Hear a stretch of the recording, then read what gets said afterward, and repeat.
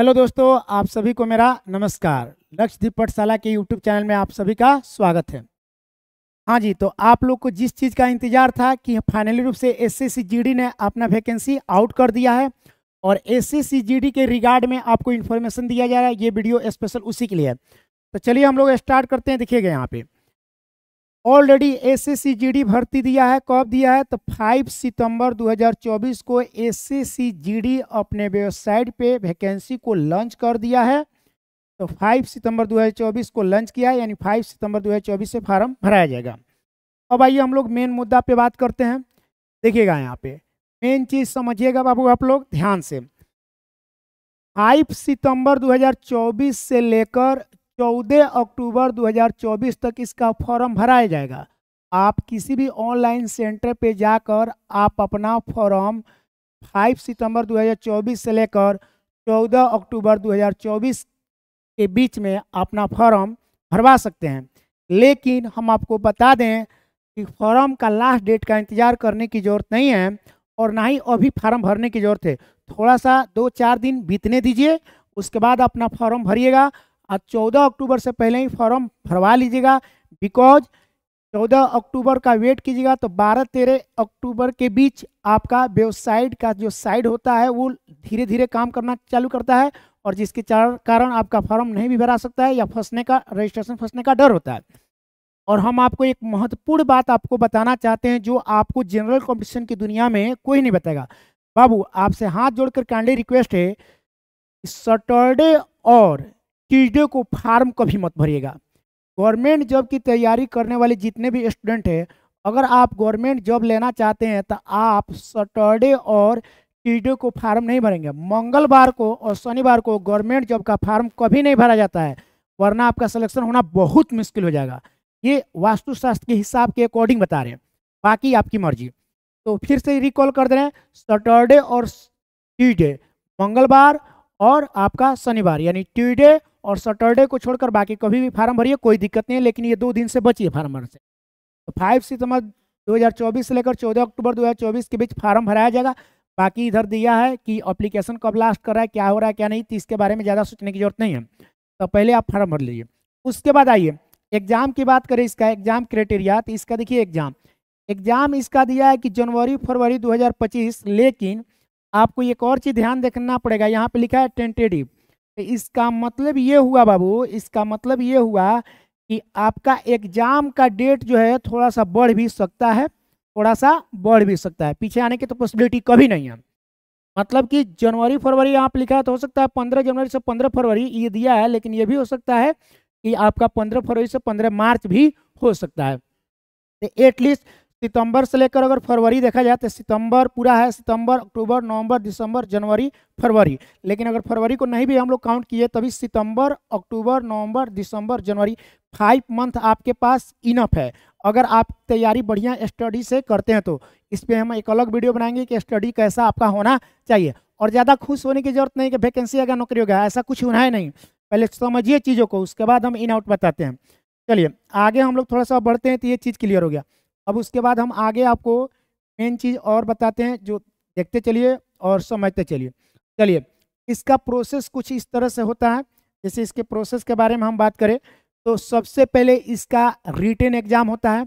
Retain exam होने के बाद आपका फिजिकल होगा, अब फिजिकल के बाद आपका मेडिकल होगा, मेडिकल के बाद उसके बाद अगर आपको रेफर मिलेगा तो री मेडिकल होगा, जिसे आरएमई कहा जाता है। तो मेडिकल में 2 तरह का मेडिकल होता है बाबू। एक होता है डीएमई आपका मेन मेडिकल, यानी सेंटर वाला, ये आपका मेडिकल हो गया। ये आपका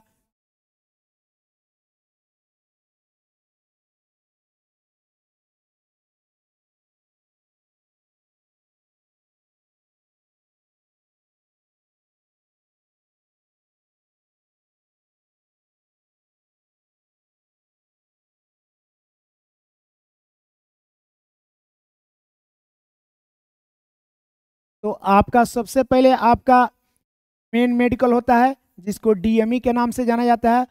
उसके बाद आपका री मेडिकल होता है। री मेडिकल उन्हीं लोग का होता है जिन लोग का मेडिकल में कोई प्रॉब्लम होता है तो उन लोग का आरएमई कराया जाता है। मान लीजिए मौका देता है सरकार ये चीज़ करने के लिए, ठीक है। उसके बाद हम लोग थोड़ा सा आगे बढ़ते हैं, मेन चीज़ हम लोग देखते हैं थोड़ा सा।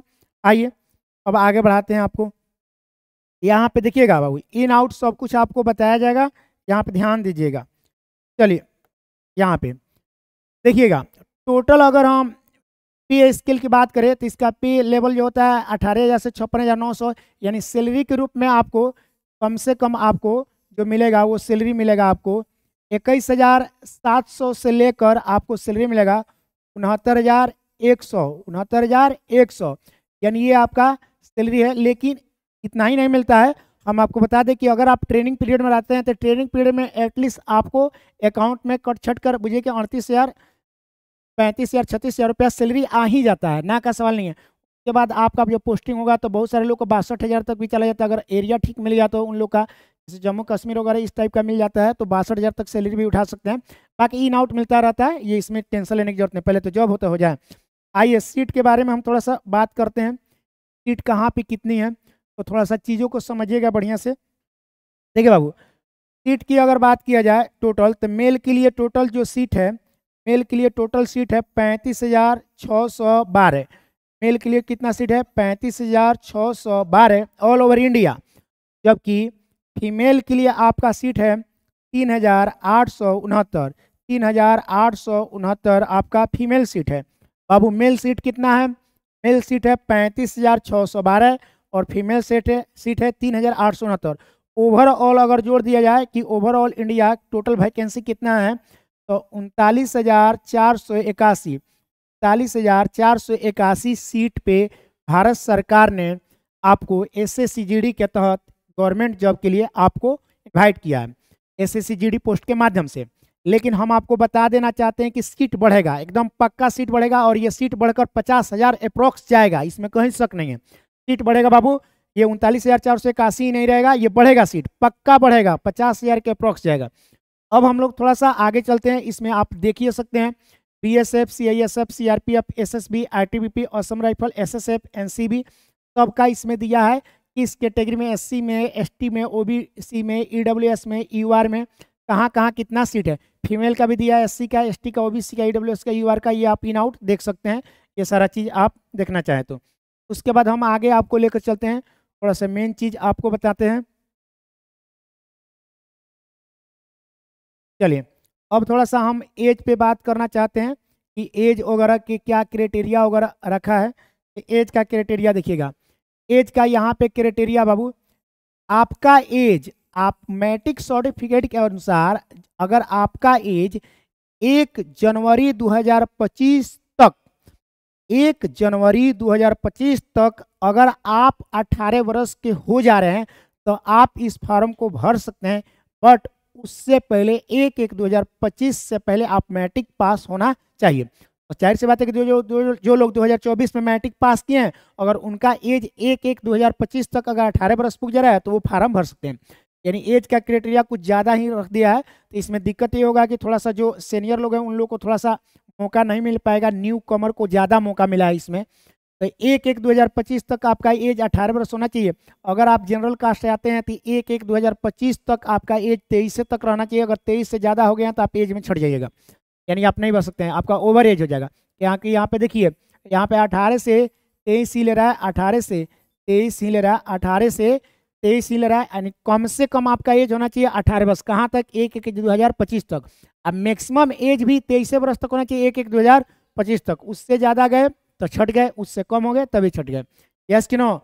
यानी आप एज में दो तरह से छट रही है, एक तो आपका एज कम है या तो एक आपका एज ओवर एज है, ज़्यादा है। ठीक है, अब हम लोग थोड़ा सा बात करते हैं कि किस कैटेगरी में एज का क्या रिलैक्सन है, क्या छूट है। तो देखिए, अगर SC और ST भाई साहब लोग की बात करें तो इन लोग को 5 वर्ष का छूट मिलता है। 5 वर्ष छूट का मतलब 23 में 5, 23 में हम लोग 5 जोड़ेंगे तो 28 वर्ष तक ये लोग फार्म को फिलअप कर सकते हैं। जबकि OBC वाले लोग को 3 इयर्स का छूट मिलता है। कितना छूट मिलता है? 3 इयर्स का। मतलब ये है कि वो लोग 23, 3, 26, यानी OBC वाले लोग 18 वर्ष से लेके 26 वर्ष तक फार्म भर सकते हैं। SC और ST भाई साहब लोग जो है 18 वर्ष से लेकर 28 वर्ष तक फार्म भर सकते हैं। और जनरल वाले लोग, EWS वाले लोग जो है 18 से 23 तक ही फार्म भर सकते हैं, उन लोग को दूसरा मौका नहीं दिया जाता है। अब हम लोग थोड़ा सा और आगे चलते हैं। देखिएगा यहाँ पे चीज़ों को समझना है, एक एक करके बढ़िया समझना है।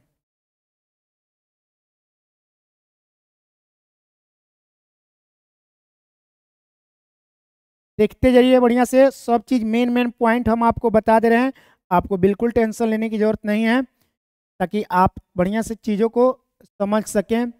जब अच्छा से समझिएगा तभी तो बढ़िया से जॉब ले पाइएगा ना, क्योंकि न्यू कमर है, बिगिनर है, तो आपको बहुत सारा चीज़ समझ में नहीं आता होगा। तो वो चीज़ हम आपको क्लियर करना चाहते हैं। यहाँ पे देखिएगा, यहाँ पे देखिए, फिर एज की बात करें तो वही चीज़ है। एज जो है आपका 1/1/2025, यहाँ पे देखिए एजुकेशन क्वालिफिकेशन, यानी 1/1/2025 से पहले आपके जो है सर्टिफिकेट आपके हाथों में होना चाहिए। उससे पहले आप मैट्रिक पास आउट कर चुके हैं और 1/1/2025 तक आपका एज पुग भी जाना चाहिए 18 वर्ष, तभी आप फॉर्म हर जगह मेंशन किया हुआ है 1/1/2025 के बाद। देखिएगा आगे बढ़ते हैं हम लोग। आइए बाबू, यहाँ पे देखिएगा कुछ एनसीसी वाले लोग के बारे में हम बताना चाहते हैं। एनसीसी वाले भैया लोग यहाँ पे देखिएगा बाबू। आइए बाबू, एनसीसी वाले लोग देखिएगा यहाँ पे, एनसीसी सी होल्डर वाले लोग, एनसीसी सी होल्डर वाले लोग को 5% का एक्स्ट्रा बोनस मिलेगा। एनसीसी बी होल्डर वाले लोग को 3% का एक्स्ट्रा छूट मिलेगा और एनसीसी ए वाले लोग का 2% का एक्स्ट्रा छूट मिलेगा। तो ये चीज़ हो गया। अब मेन चीज़ हम आपको बताते चल रहे हैं ताकि इन आउट सब कुछ नॉलेज हो जाए कि कहाँ पे किसको क्या चाहिए। अगर आपके पास मैट्रिक सर्टिफिकेट के अलावा अगर एनसीसी सी बी ए में से कोई भी सर्टिफिकेट है तो आपको रिटर्न में 5%, एनसीसी वाले लोग को, एनसीसी बी वाले लोग को 3% और एनसीसी ए वाले को 2% एक्स्ट्रा बोनस दिया जाएगा। ये आपका ओवरऑल, यानी इतना मार्क्स आपका ऐड होगा। अब आते हैं हम लोग नेक्स्ट देखिएगा, यहाँ पे हम आपको बता रहे हैं, थोड़ा सा चीज़ों को समझना है बढ़िया से। मेन चीज़ आपको हम बता दे रहे हैं ताकि आप बढ़िया से चीज़ों को समझ सकें। बताने के लिए तो बहुत कुछ है, लेकिन फिर भी आपको हम मेन चीज़ बताएंगे। तो आपको यहाँ पे देखिए, ये चीज़ समझाने की हम कोशिश करें। यहाँ पे देखिए स्कीम एग्जामिनेशन, मतलब ये हुआ क्या स्कीम एग्जामिनेशन का। देखिए सबसे पहले इसमें 20 नंबर का आपको रीजनिंग पूछा जाएगा। 20 नंबर का रीजनिंग पूछा जाएगा जो 40 मार्क्स का होगा, पर क्वेश्चन 2 मार्क्स। उसके बाद 20 नंबर का आपका जीके पूछा जाएगा। 20 नंबर का आपका जीके पूछा जाएगा जो पर क्वेश्चन 2 नंबर होने के कारण 40 मार्क्स आपको मिलेंगे। उसके बाद 20 नंबर का आपका मैथ्स पूछा जाएगा। 20 वो क्वेश्चन, मतलब मेरे कहने का अर्थ है कि 20 क्वेश्चन, 20 क्वेश्चन आपका मैथ्स से पूछा जाएगा जो 40 मार्क्स के बराबर होगा। फिर 20 क्वेश्चन आपका हिंदी और इंग्लिश। अगर आप हिंदी बनाना चाहते तो इंग्लिश मत बनाइएगा, इंग्लिश बनाना चाहते तो हिंदी मत बनाइएगा। तो अपने यहाँ के लोग ज़्यादा हिंदी ही बनाते हैं, तो 20 वो क्वेश्चन हिंदी बनाइए, 40 मार्क्स उठाइए। यानी इसका मतलब कि 20 क्वेश्चन आपका रीजनिंग, 20 क्वेश्चन आपका GK, 20 question math, 20 question Hindi, और टोटल 40 मार्क्स आपको मिलेगा रीजनिंग से, 40 मार्क्स मिलेगा आपको जीके के, 40 मार्क्स मिलेगा मैथ से, और 40 मार्क्स मिलेगा आपको हिंदी से। ओवरऑल 160 मार्क्स मिलेगा। और ये 20 20 40 20 60 20 80 80 क्वेश्चन को खेला खेल देना है कितना मिनट में? 60 मिनट में। 60 मिनट के अंदर 80 क्वेश्चन को ब्रेकआउट कर लेना है और तब जाके सिलेक्शन ले लेना है फटाफट। तो ये हो गया आपका मोटा मोटी अंदाज हम दे दिए हैं कि किस तरह से क्या है। यहाँ पे देखिए लिखा भी है 80 क्वेश्चन बनाइए, पर क्वेश्चन 2 मार्क्स उठाइए और ओवरऑल 160 मार्क्स पाइए। 160 में 160। अब आइए आगे हम बढ़ते हैं। अब थोड़ा सा रॉन्ग वाले के बारे में बता देते हैं। रॉन्ग के बारे में यहाँ पे देखिएगा, रॉन्ग के बारे में दिया है, यहाँ पे देखिएगा, चीज़ों को समझिएगा। इस पॉइंट में यहाँ पे दिया है 0.25 यानी पर क्वेश्चन 0.25 आपको काट लिया जाएगा। अब इसका मीनिंग थोड़ा सा ओरिजिनल समझ लिए बाबू, बहुत सारे लोगों को जानकारी नहीं रहता है। देखिए कितना लोग ये सोचता है कि अगर हम 10 क्वेश्चन गलत करेंगे तो 10 क्वेश्चन गलत करेंगे तो 0.25 के हिसाब से अगर कटेगा तो हमारा 2.5 नंबर कटेगा। हमारा कितना नंबर कटेगा? 2.5 नंबर कटेगा, यानी 2.5 मार्क्स कटेगा। लेकिन ये भी तो साथ साथ देखिए कि अगर 10 का 10 क्वेश्चन अगर गलत हो गया तो ये 10 क्वेश्चन के जगह पे जो आपको 20 नंबर मिलने वाला है वो 20 नंबर नहीं मिला, 20 नंबर वो भी नहीं मिला, साथ में 2.5 नंबर जो आपके पहले से स्टॉक था वो भी कट गया। तो आपका 22.5 नंबर का ना नुकसान हुआ बाबू। 10 क्वेश्चन पे आपको नुकसान कितना झेलना पड़ रहा है? 22.5 नंबर का नुकसान झेलना पड़ा है। यानी 10 क्वेश्चन अगर आप रॉन्ग करते हैं ना बाबू, तो आपको 22.5 नंबर का नुकसान झेलना पड़ेगा। ये बात हमेशा याद रखिए। ये चीज सब लोग बताता नहीं है, स्टूडेंट भी इस चीज को नहीं समझता है, इसलिए निगेटिव का शिकार हो जाता है। अरे निगेटिव निगेटिव होता है यार। एक क्वेश्चन अगर आपका गलत होता है, एक क्वेश्चन, तो 0.25 तक कटबे किया, वो आपके स्टॉक में से कटा।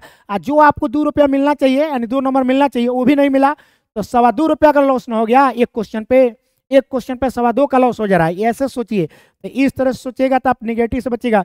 लोगों के चक्कर में पड़ जाते हैं, बहुत सारे लोग आकर मुंह उठाते हैं, आकर सीधे बोल देते हैं कि एक क्वेश्चन पे 0.25 नंबर गलत है, कोई ज्यादा निगेटिव नहीं है, और मार देना 80 के 80 तो मार देना। 10 को गलती हो जाएगा तो क्या उखड़ जाएगा? उखड़ेगा इतना कि रह जाएगा यहीं पे, बहुत उखड़ेगा। आप माइंड लगा कर सोचते नहीं है। अरे खुद से सोचो आप यार, एक बात सोचो, मान के चलिए आप अगर 4 क्वेश्चन टच किए संयोग से, और चारों का चारों गलत हो गया, तो चारों का चारों गलत हुआ, तो जो 4 दूनी 8 नंबर मिलना चाहिए वो भी नहीं मिला। और 4 क्वेश्चन गलत हुआ तो 1 नंबर ये भी कटा, है कि नहीं? तो 4 दूनी 8 नंबर वो, 1 नंबर ये भी कट गया, तो 9 नंबर का ना नुकसान झेलना पड़ा। अगर 4 क्वेश्चन अगर आपको सही होता तो आपको 8 नंबर बोनस मिलता। 4 क्वेश्चन अगर सही होता तो जो आपको मार्क्स आना चाहिए उससे 8 नंबर और ज्यादा आता। लेकिन जो अगर 4 क्वेश्चन गलत हो गया, तो जो आपको मार्क्स आना चाहिए उससे आप 9 मार्क्स नीचे न चले गए यार। तो ऐसे सोचिए, तो निगेटिव बहुत खतरनाक होता है। कितना लोग 0.25 के चक्कर में इस बार 80 को सहेज के चले जाते हैं। डैश डैश न करेंगे, सिलेक्शन होगा उन लोग का। इतना रेला है सब बच्चा, सब नंबर के मामला में पूछबे की नहीं की। मैं थोड़ी नहीं हलवा पूछ दिया था एकदम। तो इसलिए ज्यादा चक्कर पकड़ मत करिए, जो आता है उसको बनाइए, और जो नहीं आता है अगले वैकेंसी के लिए तैयारी कीजिए। जाकर लहाते हैं आप लोग। अरे ससुरा सब सोच में नहीं करता है, सब बच्चा सब 6 महीना पढ़ा तो कुछ भी नहीं करता है, हैं? जाकर वहाँ लहाता है सब, लहाने से होगा मैथ रीजनिंग। चलिए, तो थोड़ा सा 0.25 थोड़ा सा यहाँ पे ध्यान रखिएगा। गुस्सा आ जाता है कि बच्चा सब निगेटिव सोचता है कि निगेटिव कुछ नहीं है, 0.25 निगेटिव कुछ नहीं है, बर्बाद करके रख देगा ये। चलिए आगे बढ़ते हैं हम, और चीज़ों को हम समझाते हैं। अब देखिएगा यहाँ पे हम लोग को समझना है थोड़ा सा चीज़ों को। आपको ले जाते हैं पारा पे, आपको समझाते हैं थोड़ा सा 12.4 के में। यहाँ पे देखिए, यहाँ पे देखिएगा, यहाँ पे 12.4 में यहाँ पे देखिए फिजिकल के बारे में थोड़ा सा हम बता देना चाहते हैं आपको। फिजिकल के बारे में कि फिजिकल इसका कैसे किस तरह से होता है। देखिएगा, सबसे पहले फिजिकल में जब रिटेन एग्जाम पास कीजिएगा, कंप्यूटर बेस्ड जो एग्ज़ाम होता है कंप्यूटर से रिलेटेड, जो आप ऑनलाइन एग्ज़ाम देते हैं जिसको हम लोग सीबीटी बोलते हैं, तो सीबीटी जब टेस्ट आप पास करिएगा, यानी एग्ज़ाम आप निकाल लीजिएगा। एग्ज़ाम जब आपका निकल जाएगा तो आपको रेस के लिए बुलाया जाएगा। तो रेस में जो मेल होते हैं, उन लोग को बाबू, जो पुरुष होते हैं उन लोग को 5 किलोमीटर 24 मिनट में क्वालिफाई करना रहता है। लेकिन जो हमारी बच्चियां हैं, जो हमारी गर्ल्स वो लोग हैं, तो गर्ल्स वाले लोग के लिए 1600 मीटर 8.5 मिनट में क्वालिफाई करना पड़ता है। ये उन लोग का रेस पॉइंट है। तो याद रखें, लड़का जब भी दौड़ने जाएं तो 5 किलोमीटर का रेस जो है वो ऑलरेडी मारेंगे कितने मिनट में? 24 मिनट के अंदर। लड़की लोग जो है 1600 मीटर का रेस मारेंगे 8.5 मिनट के अंदर। अब हम लोग थोड़ा सा अगले पॉइंट पे चलते हैं। तो ये हो गया आपको मोटा मोटी रेस के बारे में हम बता दिए। और उसके बाद हम लोग चलते हैं 12.5 पे। थोड़ा सा एक था नोटिफिकेशन, उसके बारे में हम थोड़ा सा बताना चाहते हैं। आइए यहाँ पे चीज़ों को थोड़ा समझिए। यहाँ पे देखिए, अब थोड़ा सा यहाँ पे देखिएगा, यहाँ पे मेडिकल वगैरह के बारे में बतेबे किए हैं कि जब आपका रिटन निकल जाएगा तो आपका फिजिकल होगा, जब फिजिकल निकल जाएगा तो उसके बाद मेडिकल होगा। और मेडिकल में आपको बतेबे किए हैं कि मेन मेडिकल को डीएमई कहा जाता है और री मेडिकल को आरएमई कहा जाता है। तो डीएमई हो गया और उसके बाद आपका होता है आरएमई। तो यहाँ पे मेन मैंने सेंटर फिट जब आप होकर निकलते हैं उसे डीएमई कहा जाता है, और सेंटर में रेफर के बाद जब आप फिट होते हैं सेकेंड बार में तो उसको आरएमई यानी री मेडिकल कहा जाता है। अब आइए, अब थोड़ा सा हम आपको समझाते हैं कुछ और, थोड़ा सा हाइट वगैरह के बारे में हम समझा दें आपको, और हम आपको समझा दें थोड़ा सा हाइट के बारे में। यहाँ पे दिया होगा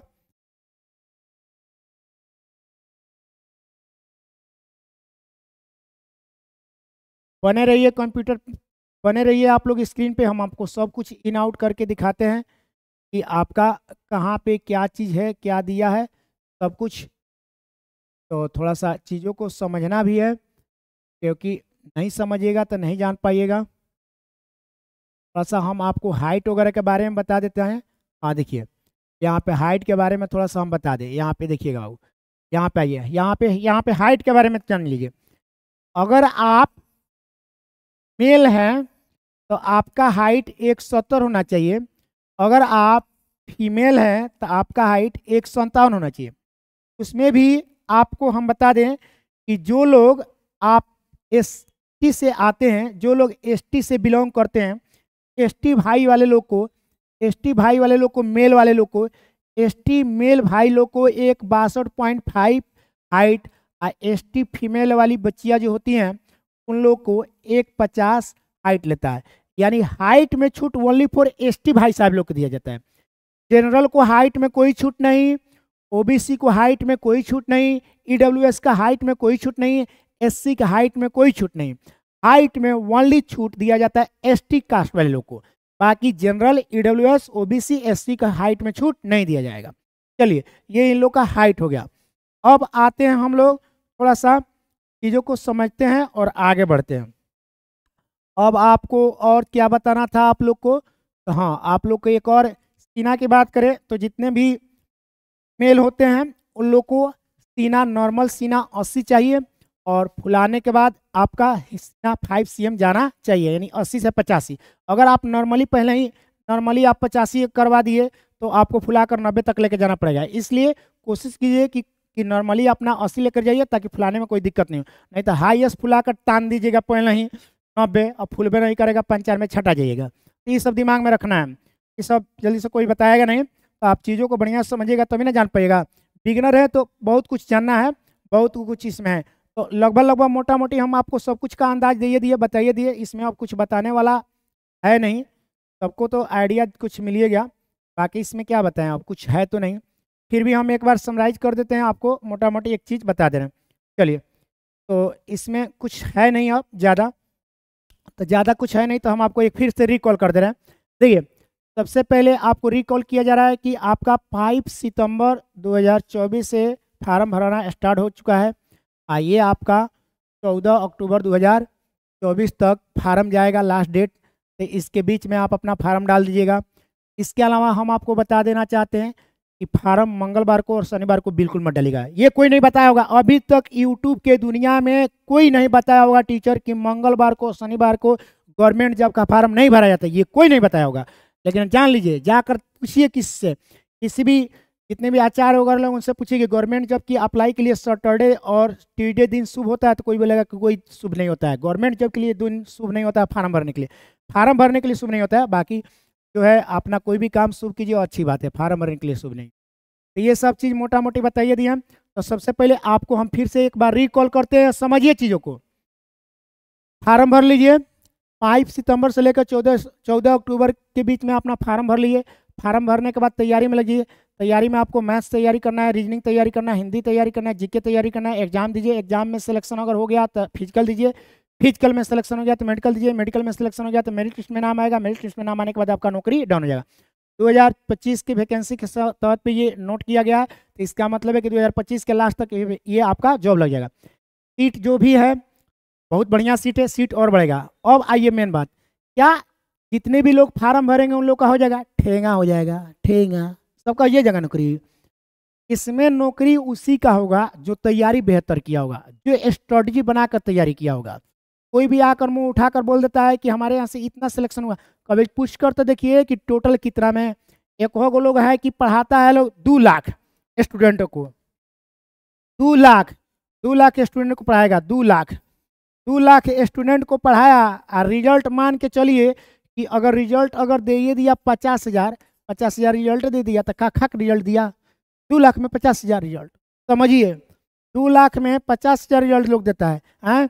रिजल्ट उसको कहा जाता है कि भाई 50 को स्टूडेंट को पढ़ाया, अब 45 रिजल्ट दे दिया, उसको ना रिजल्ट कहा जाता है।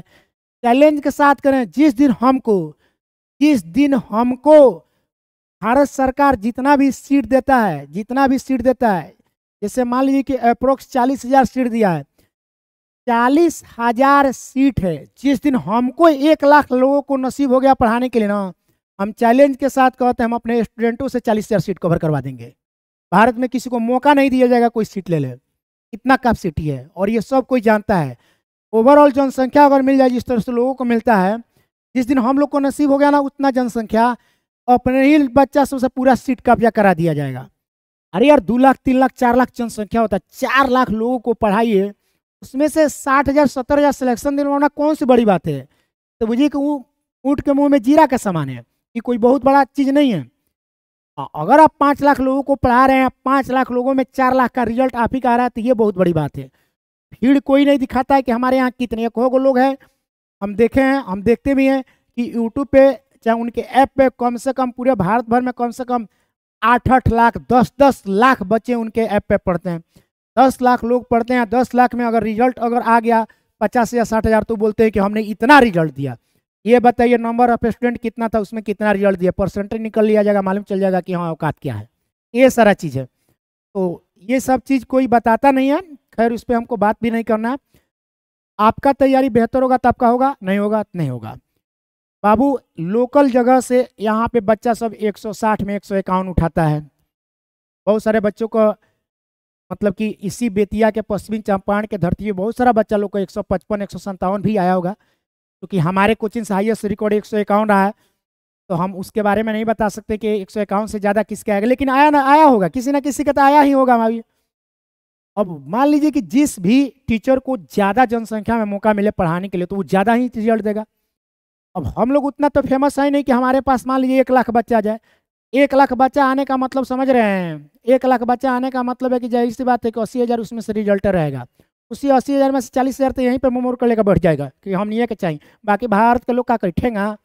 ये सारा चीज़ है, तो चीज़ों को समझिएगा तो इन आउट सब चीज़ हो जाएगा। तो फार्म भर दीजिए और तैयारी देखिए, दबा कर मैथ्स पढ़िए, दबा कर रीजनिंग पढ़िए। ये दोनों सब्जेक्ट जो है स्कोरिंग सब्जेक्ट है। उसके बाद हिंदी कभी भी छोड़ कर मत आइए।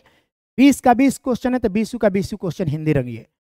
जीके अपना देख कर रंगिए, जो आता है उसको रंगिए, जो नहीं आता है उसको मत रंगिए। मैथ रीजनिंग जो आता है उसको बनाइए, जो नहीं आता है मत बनाइए।